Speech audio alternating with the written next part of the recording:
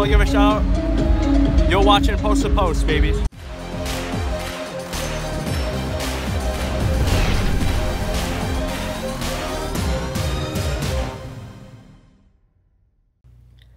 Hello and welcome to Post, the channel where we discuss all things hockey and all teams. And a huge shout out to Mark for hooking me up with my 15th jersey in my collection. This is number 15. Carolina Hurricanes. This is a beautiful jersey. It is. I have a video coming soon where I'm going to go through like what jersey I like from each team, like the best. And this is, I think, they've got that secondary jersey that's black with the flag. I think Carolina is one of those teams that they have two jerseys that I love, and this is one of them, that black one too, but this one is awesome. So, Mark, thank you very much. That's awesome. I'm halfway there, basically, yeah. So yeah, just about. I thought we'd talk a little Carolina, and we talked a bit in the podcast, but I think this is a topic that maybe deserves its own video. I think it's a topic that, or a question really, that really a lot of people have been thinking about, specifically Carolina fans. What do they do with their goaltending situation? And by situation, for those of you who don't know, Scott Darling was supposed to be the starter this year. Cam Ward was supposed to be, or transition to the backup role. He played 61 games last year. So him going to that backup role of maybe playing 25, 30 games, 35 probably at the most, this season is very different for him. And things are not going as expected because Scott Darling has unfortunately struggled. And I'm going to go through a bit of some statistics here and some reasons why I think this is happening. So just briefly, just to look at the statistics, Cam Ward has played 14 games so far this year. He has 10 wins on 14 games, 2 losses, and 1 overtime loss. I think he got pulled in one of those. Not too shabby. Not bad. His save percentage is .917, and his goals against average is .253 or 2.53. In 2016-17, the previous year, he played 61 games. He had 26 wins, 22 losses, 12 overtime losses.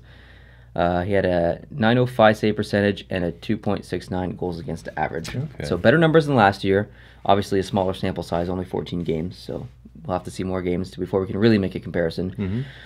And one of the cons of Cam Ward is that he is... Two cons, really, and they're not even that huge of an issue. He's a veteran goalie. He's older than most goalies in the league.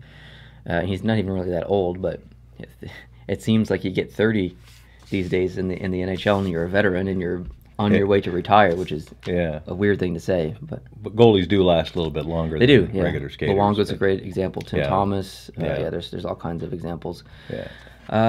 His other con is he stays in his net a lot. He doesn't cut down that angle. If you get a chance to watch a Carolina game, you'll notice this. He does stay back in his net a little too often, and I think that hurts him sometimes. If we look at Scott Darling, he's played 25 games already this season. He has only 8 wins.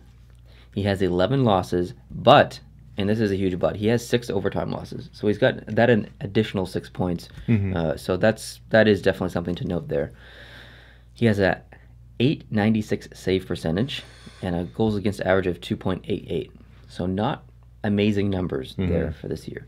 If we go to last year, when he played for Chicago as their backup, he played 32 games as a backup. He had 18 wins, 5 losses, and 5 overtime losses. He was pretty much the best backup last year. His save percentage last year was 0.924. His goals against average was 2.38. So definitely better numbers last year than this year. And Scott Darling's 6'6". Do you know that? I did not know that. He's a big boy. Holy smokes. 6'6". That's Ben Bishop size, isn't it? It is, yeah. And I think Ben Bishop's 6'7", maybe. But, wow. He's a tall guy. He's not quick on his feet.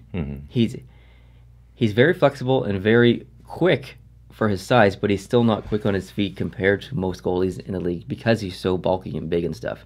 But that's a con too. That's a plus too. He's so big that he covers a lot of the net. That's a thing that he has going for him. But in my personal opinion, I think that Scott Darling is playing the same kind of hockey he played last year. I think the team in front of him plays differently. I think the team plays better when Cam Ward is in net and plays worse when Scott Darling is in net. And I don't know why. I don't know if it's a confidence issue. It's just what I've noticed with Carolina, and I don't understand it. Because Scott Darling has played absolutely incredible games with brilliant highlight reel saves and games, and done everything to keep them in the game, but the team just hasn't played in front of him. Like, I think it was a couple days ago you were talking about how amazing. And it's a game they lost, I think, 3-2. They lost. But Scott Darling was lights out. You know, for the goals that they should have scored on him, it should have been a blowout game, but he kept it close. Yeah, and the team just, for whatever reason, doesn't play the same in front of him as they play in front of Cam Ward. And I don't know if that's a comfortability, is that a word? Issue or what, but I feel bad for Scott Darling because he's got a great story. Other than the Goldie addition, is the rest of the Carolina Hurricanes team largely the same as it was in previous years? Like lineup-wise? Yeah, lineup-wise.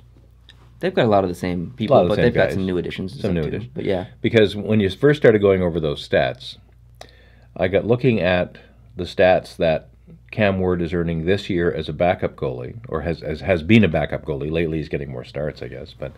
And I look at Scott Darling numbers last year as a backup goalie, and they're roughly equivalent. Yes. So I was thinking at first you were heading in the direction of, is this a case of both goalies playing better when they get more rest than when they play the regular grind? Well, I think that in Cam Ward's situation, I think that is the case. He's played an unbelievable amount of hockey in the last 10 years. Yeah. I guess not really in the playoffs, but in the regular season.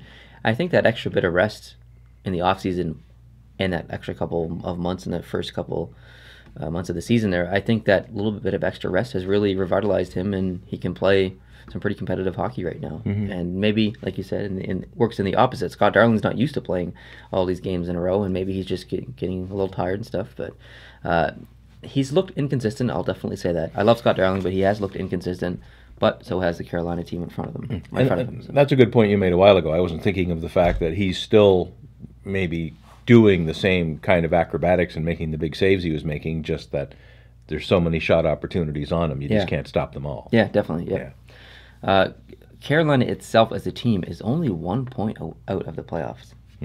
And they have a game in hand on the Islanders, and they're 1 point behind them. If they win their game in hand, Carolina's in the playoffs. So they're very much competitive this season.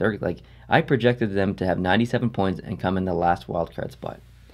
Currently, they're on pace for 93 points. 93. That's not going to be enough. Probably not. They do have to play some pretty competitive hockey, but they had a really slow start to the season. They're not playing the same competitive hockey now that they didn't start the season playing competitive hockey. They're playing competitive hockey now. Yeah. So I think the projection based on their entire season isn't really correct. I think it'll be more like, hopefully I predicted 97, 98.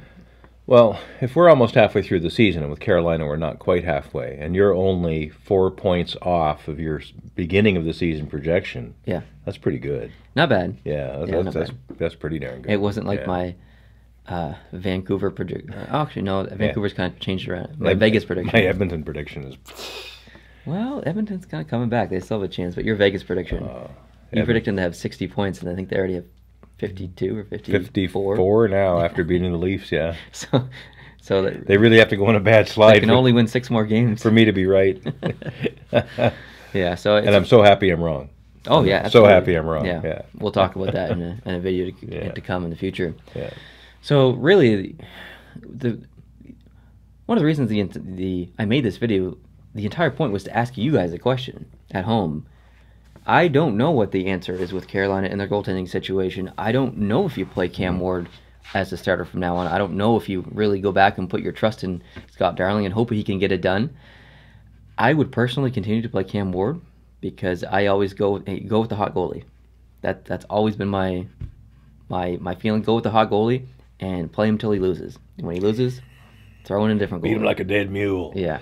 I would probably bring Scott Darling's games down and put Cam Ward's games up and make them a true tandem, so they each end up playing around 40 games. I never see that working. Because then you've got some rest and some activity in both goalies, and they may thrive.